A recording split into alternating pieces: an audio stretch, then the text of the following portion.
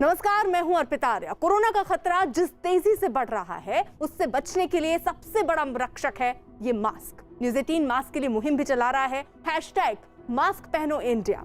मेरे चेहरे पर जो मास्क आप देख रहे हैं वो कोरोना से बचाता है, इसलिए आप भी मास्क जरूर पहनिए। हम तो स्टूडियो में हैं, इसलिए मास्क उतार सकते हैं, लेकिन आप जरूर मास्क पहनिए।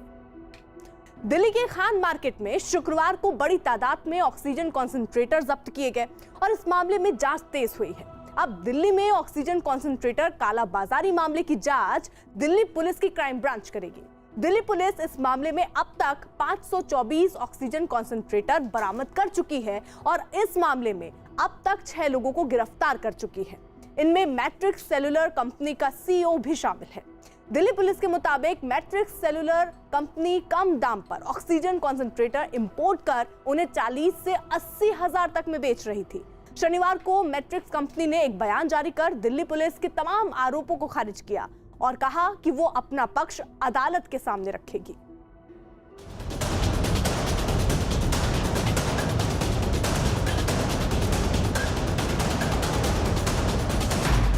ऑक्सीजन कंसंट्रेटर कालाबाजारी मामला। मैट्रिक्स कंपनी पर लगे हैं संगीन आरोप। दिल्ली क्राइम ब्रांच करेगी मामले की जांच। आपातकाल के पापी गिद्ध। राजधानी दिल्ली की पॉश कॉलोनी में ऑक्सीजन कंसंट्रेटर की कालाबाजारी मामले की जांच क्राइम ब्रांच को सौंप दी गई है। दिल्ली पुलिस की टीम ने बीते 24 घंटों के दौरान राजधानी के 3 नामी गिरामी रेस्टोरेंट पर छापा मारकर 524 ऑक्सीजन कंसंट्रेटर जब्त किए थे। इसके अलावा उसने खान मार्केट के मशहूर खान चाचा रेस्टोरेंट से भी शुक्रवार को 96 ऑक्सीजन कंसंट्रेटर जब्त किए थे। अब इस मामले की संजीदगी को देखते हुए पुलिस ने इस केस की जांच क्राइम ब्रांच को सौंप दी है। पुलिस कस्टडी के बाद उन लोगों से पूछताछ करने पे ये पता चला कि खान मार्केट में कुछ रेस्टोरेंट है जहां पे ऑक्सीजन कॉन्सेंट्रेटर स्टोर्ड है। कल रात को हमारी टीम ने एक रेड की टाउन हॉल रेस्टोरेंट में, जहां से 9 कॉन्सेंट्रेटर्स और बरामद हुए और उसके बाद हमारे पास और इन्होंने डिस्क्लोज किया कि और भी कॉन्सेंट्रेटर स्टोर है।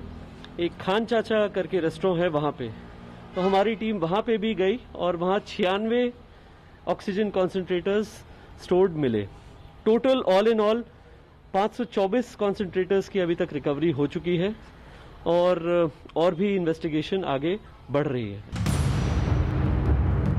शुक्रवार को दिल्ली पुलिस की टीम ने खान मार्केट की कई रेस्टोरेंट पर छापा मारा था और वहां से बड़ी तादाद में ऑक्सीजन कंसंट्रेटर बरामद किए थे।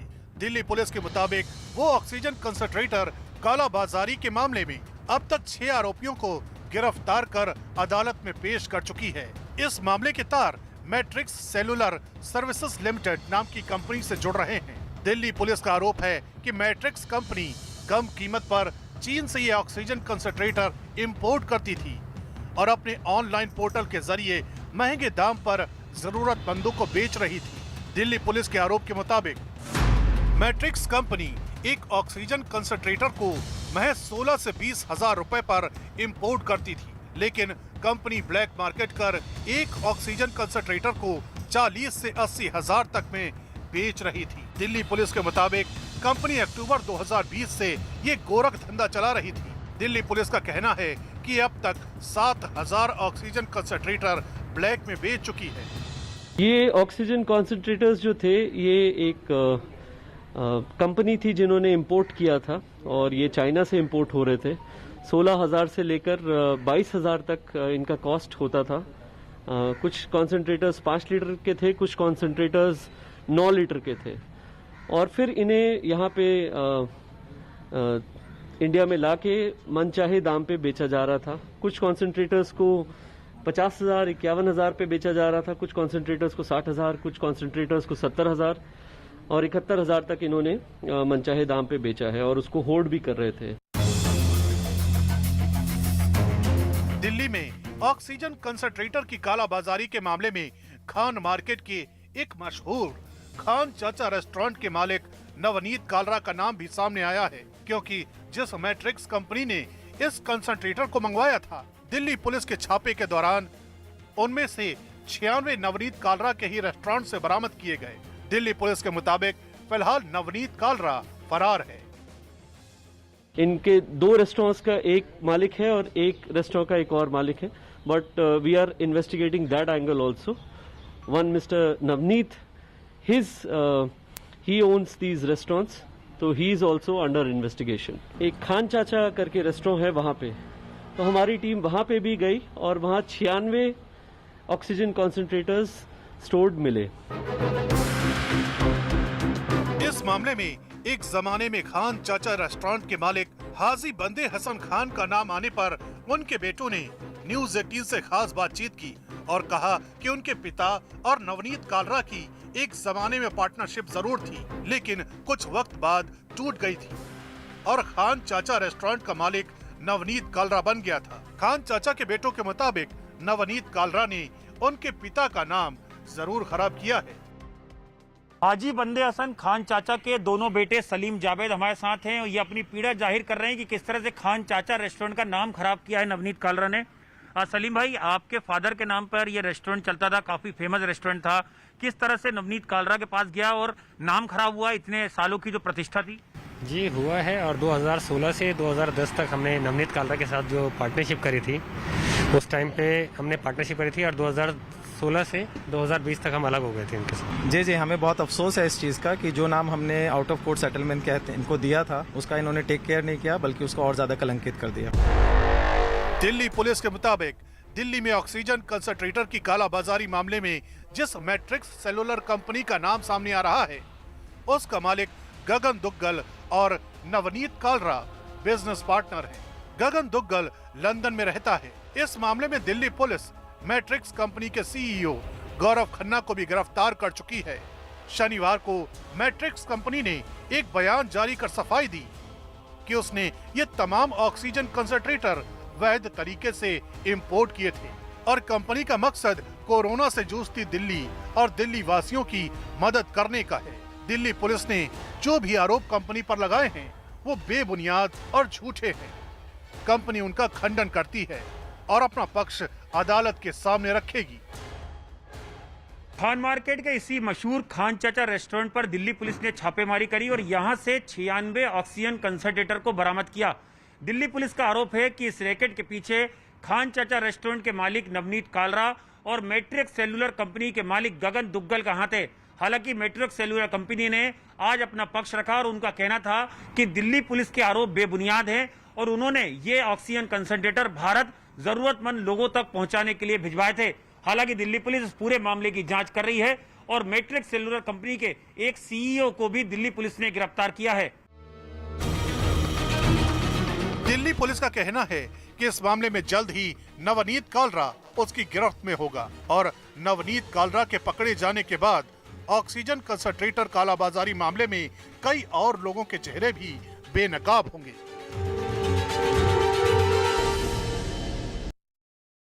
शक्ल इंसानों की लेकिन अक्ल गिद्धों की, चेहरा मनुष्यों वाला लेकिन नियत गिद्धों वाली।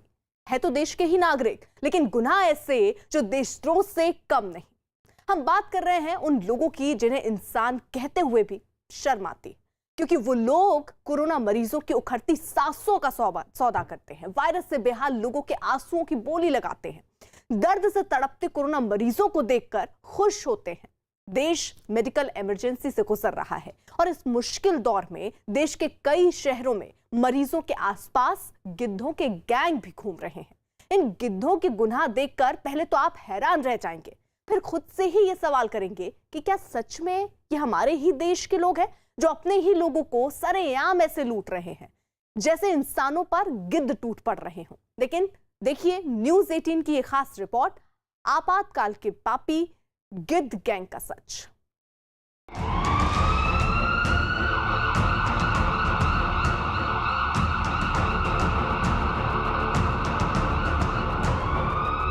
कितने?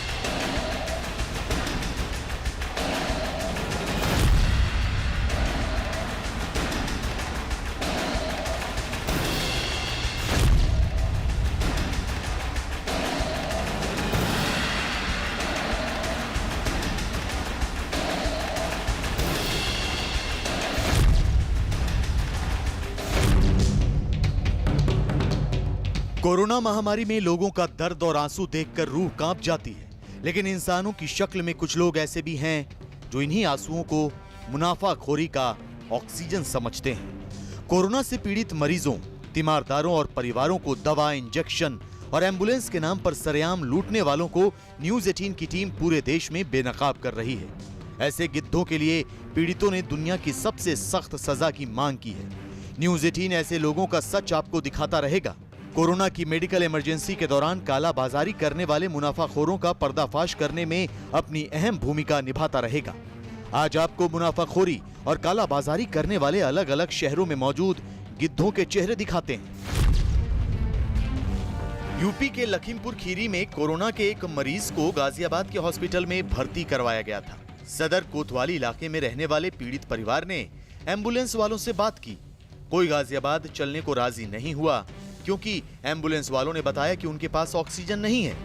लेकिन जब परिवार वालों ने कहा कि ऑक्सीजन का इंतजाम उन्होंने कर लिया है, तो एक एम्बुलेंस वाले ने दूसरे एम्बुलेंस चालक को मोबाइल फोन से कॉल किया। इसके बाद देखिए कैसे मरीज की मजबूरी में गिद्ध को अपना मुनाफा नजर आने लगा।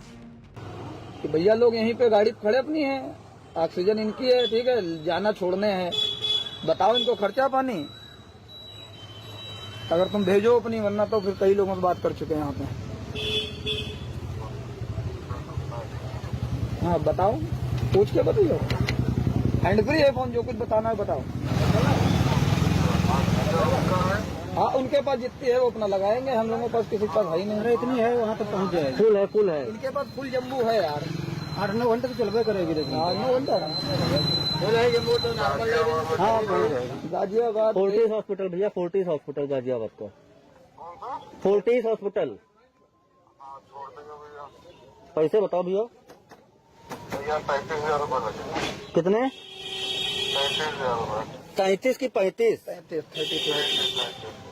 33,000 यार। 33,000 बिना सिलेंडर बहुत ज्यादा बता रहे हो यार। यकीन कर पाएंगे आप, लखीमपुर खीरी से गाजियाबाद तक बिना सिलेंडर वाली एम्बुलेंस का किराया 33,000 रुपए, यानी 1 किलोमीटर का किराया करीब 76 रुपए। कोरोना मरीज की उखड़ती सांसों में काली कमाई तलाशता एम्बुलेंस वाला 430 किलोमीटर के लिए 33,000 रुपए की मांग को बिल्कुल जायज ठहराने लगा। पीड़ित परिवार ने एक बार फिर उससे गुहार लगाई। इस बार उसका जवाब पहले से ज्यादा चौंकाने वाला था।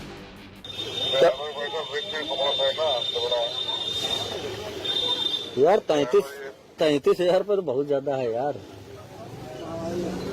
आप भी बताइए भैया कितना हुआ। अब देख लो यार, 33 से पहले तुमने इतना बता दिया, फिर हम लोग कैसे कर पाएंगे यार। 33,000 तो बहुत होता है यार। कितना? 33,000 बता रहे हो ना आप? जी भैया। तो यार देख लो, 33,000 तो बहुत पैसे हुए। अरे भैया गाड़ियाँ तो लखनऊ लोग जाने वाले 30,000 रुपये ले, लेकिन अब तो भैया लखनऊ 33,000 रुपये ले रहे हो तुम? ले रहे थे, ले रहे लोग।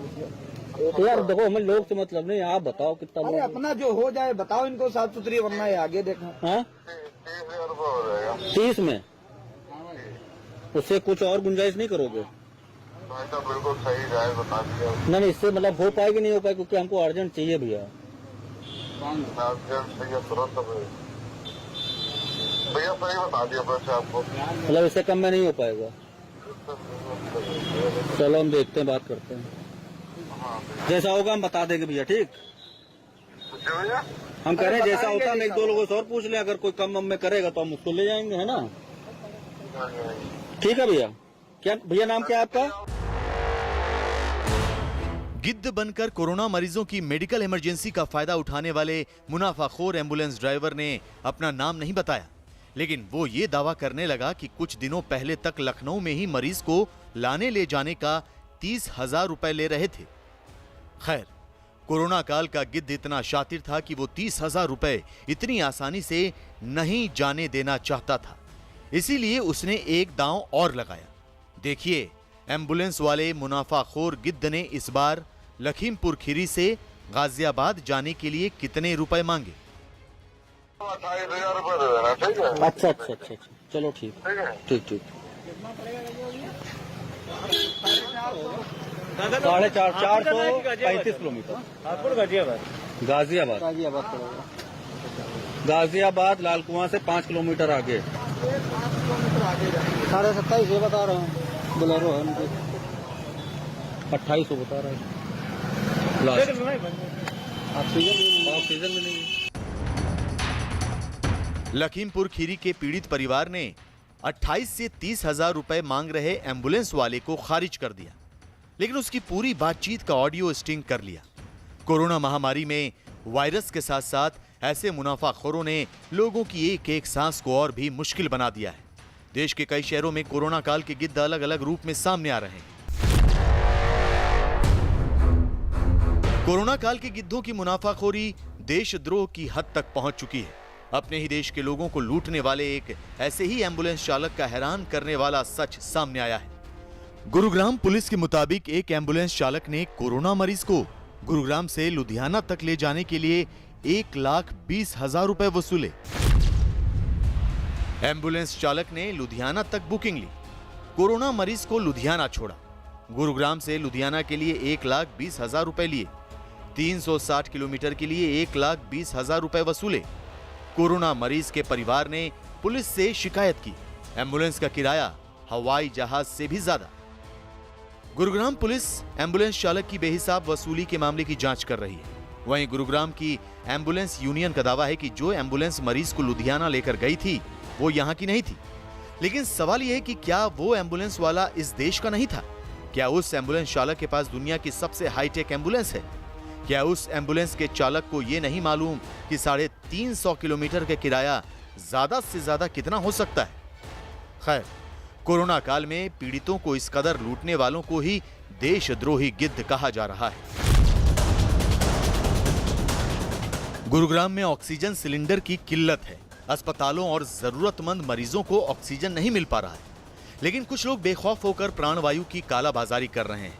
गुरुग्राम ड्रग कंट्रोलर विभाग और पुलिस ने एक एक सांस के लिए संघर्ष कर रहे कोरोना मरीजों की जरूरत वाली ऑक्सीजन की कालाबाजारी करने वाले रैकेट का भंडाफोड़ किया है।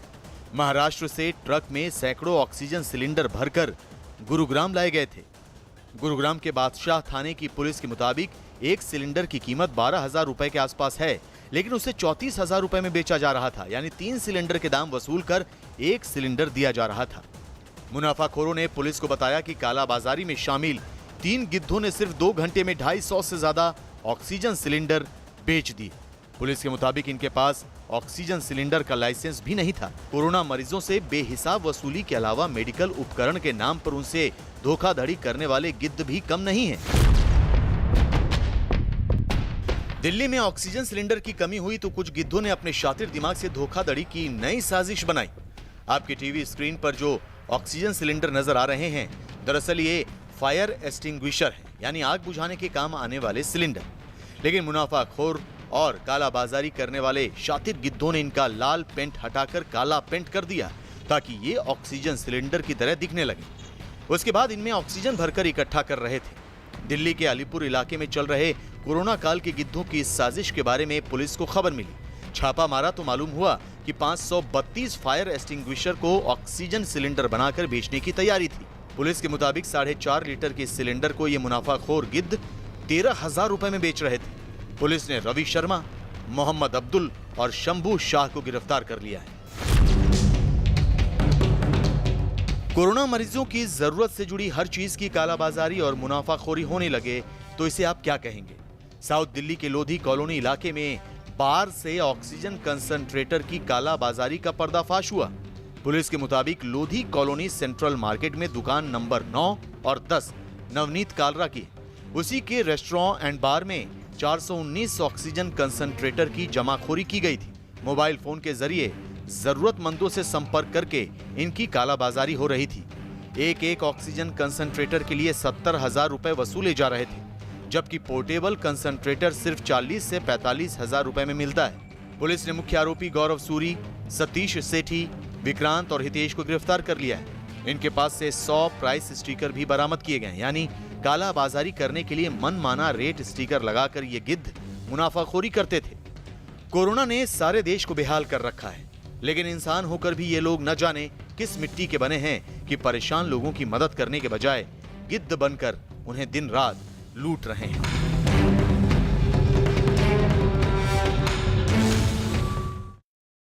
फिलहाल वक्त है एक छोटे से ब्रेक का, लेकिन ब्रेक के बाद एक ऐसी खबर जो कोरोना के रामबाण इलाज से जुड़ी है। साथ ही आपको बताएंगे कि कोरोना मरीजों के काम आने वाली छोटी से बड़ी यानी ऑक्सीमीटर से लेकर वेंटिलेटर जैसी मशीनें किस तरह काम करती हैं। ब्रेक के उस पार।